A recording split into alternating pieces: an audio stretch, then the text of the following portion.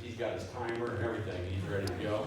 And I'll tackle him if he goes over. So, but we look forward to hearing what the Lord's laying on his heart. Amen.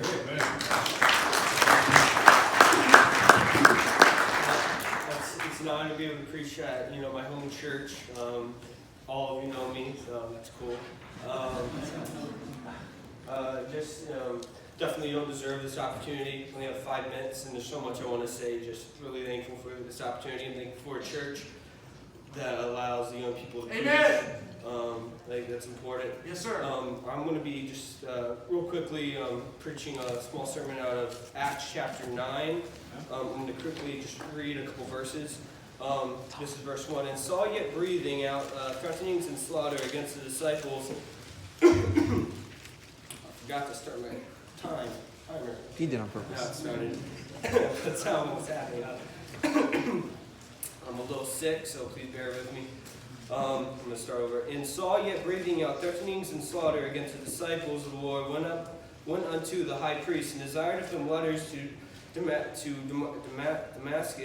to the synagogues, that if he found any of this way, whether they were men or women, he might bring them bound unto Jerusalem. And as he journeyed, he came near Damascus, and suddenly there shined round about him a light from heaven. And he fell to the earth, and heard a voice saying unto him, Saul, Saul, why persecutest thou me? And he said, Who art thou, Lord? And the Lord said, I am Jesus, whom thou persecutest, and it is hard for thee to kick against the pricks. And he, trembling and astonished, said, Lord, what wilt thou have me to do? And the Lord said unto him, Arise and go into the city, and it shall be told unto thee what thou must do. Here we find Paul. Paul at this time of his life was a persecutor of the Christians. This guy was pretty messed up. He killed Christians. That was his job. Definitely wasn't a saved man. He was probably a lot worse than a lot of us here. But what I want us to realize is this is actually the story of how Paul came to know Christ, how he got saved. It's really a salvation story. I have 3 points. Point number 1 is a wretched circumstance. I want everyone here to understand, no matter where you come from, no matter if you were born in church and you've grown up in church, Paul, at this time, killer of Christians, is going to the same hell that a church kid is going to if he doesn't get saved. That's right. So we need to understand that. Hell is for anyone who doesn't accept Christ. Amen. It's not just for the people in the world. You can go to church your whole life, but if you're not saved, you're in a wretched circumstance. That's right. The title of my sermon is Living Life Like You're Saved. Point number 1, wretched circumstance. So we see Paul, he's in a wretched circumstance.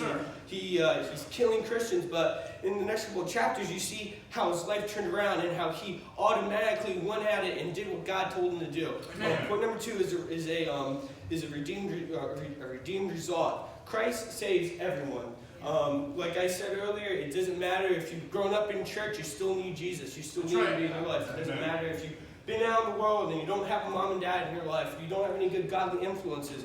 The salvation is for everyone. Number 3, which is really what I want to get to, is this whole sermon, which is a redeemed attitude. Paul could have taken it slow. He literally was just killing Christians. When you see, he turns around and starts living for God. Right. I don't want to belittle, I don't want to belittle anyone because that's not my place. But when we get saved, are we living like God died for us? Or are we living like we're still going to hell? Wow. Right? Because a lot of times, I'm guilty of this too. We as Christians are living like we're still going to hell. We're living without hope and joy and happiness. But we need to have a redeemed attitude. Christ saved us. Christ died on the cross for us. We need to live like where we're going is heaven and not hell. Right. And that was Paul's attitude. Paul had an attitude where, he saw, Paul could have been so down and beat, he could have, wow. I mean, I think of the guy who was crucified by Jesus, how his whole life, he probably no hope, but he's talking to Jesus, and Jesus said, today you will be with me in paradise. Right. Yeah. That man's in heaven right now, and he didn't have all the opportunities we had to go and serve Christ. Right, yeah. When we do, we live in the most wonderful country in the world. Amen. Where we have all these freedoms. Yes. And I know I'm kind of on a rabbit trail right now, but We like rabbit trails. I wonder. Get the rabbit. I wonder who I get that from.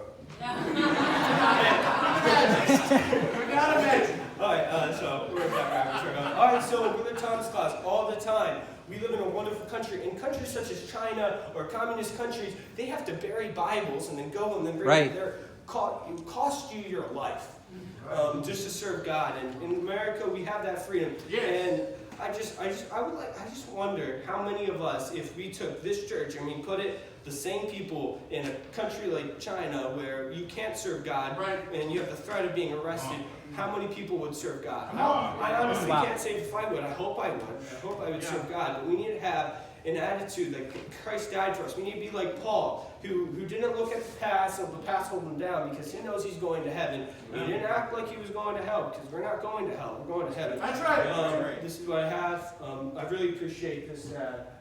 Thank you. Amen.